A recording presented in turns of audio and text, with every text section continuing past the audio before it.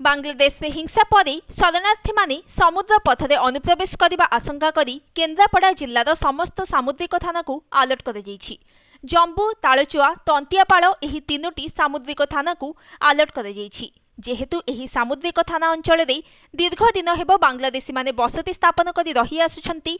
निकटरे सामुद्रिक सीमा रही हुएत बांग्लादेशी शरणार्थी माने समुद्र पथरे प्रवेश करि पारंती। से नहीं पुलिस प्रशासन को अलर्ट जारी कर